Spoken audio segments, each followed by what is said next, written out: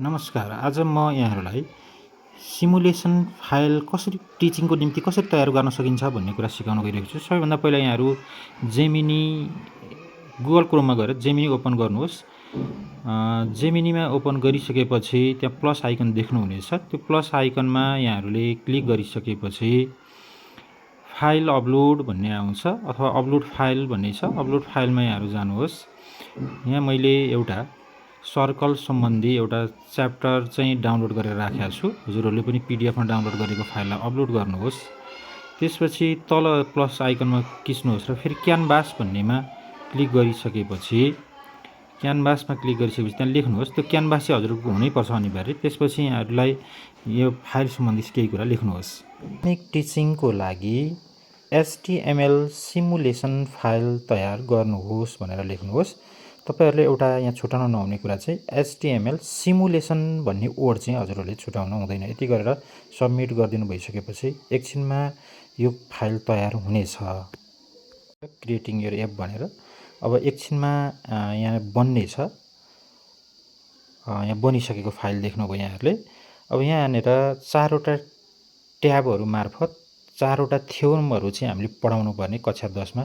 त्यो थ्योरमहरूको चाहिँ यो डाइनामिक फाइल तयार गरिदिसकेको छ।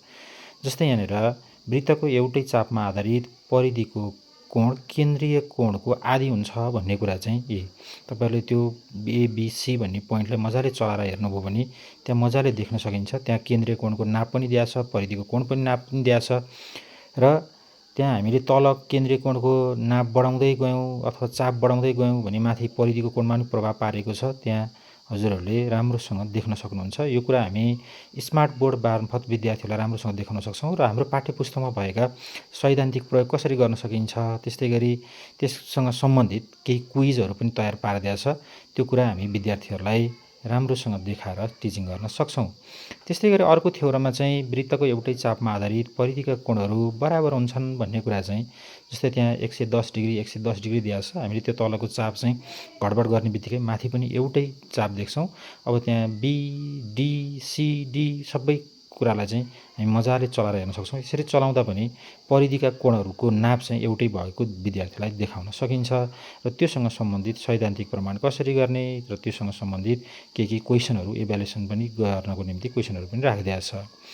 अर्को अर्धवृत्तको परिधिमा बनेको कोण 90 डिग्री हुन्छ भन्ने कुरालाई चाहिँ त्यहाँ विद्यार्थीलाई मजाले सारेर हेर्दा पनि त्यहाँ जहाँ पनि जुनसुकै बिन्दुमा पनि 90 डिग्री भएको विद्यार्थीले अवलोकन गर्न पाउँछन्, त्यहाँ चलाउन पाउँछन्, छुन पाउँछन्। यसरी विद्यार्थीहरुमा धारणा बस्ने कुरा गर्न सक्छ। यो कुरालाई हामी मजाले यसरी देखाउन सक्छौं। त्यस्तै गरी चक्रीय चतुर्भुजका सम्मुख कोणहरू परिपूरक हुन्छन् भन्ने कुरालाई पनि त्यहाँनेर विद्यार्थीहरूलाई मजाले नाप दिएको छ। तिनीहरूलाई जोड्न लगाउने यसरी चेन्ज भयो कि भएन, त्यसो गर्दा 180 डिग्री छ कि छैन भनेर हामी मजाले छोएर चलाएर विद्यार्थीहरूलाई अनुभव दिलाउन सक्छौं। यसरी हामी हाम्रा त्यसको निम्ति इभ्यालुएसन गर्ने सैद्धान्तिक प्रयोग कसरी गर्ने भन्ने कुरा पनि यसले मजाले डाइनामिक फाइलको रूपमा हामीलाई दिएको छ।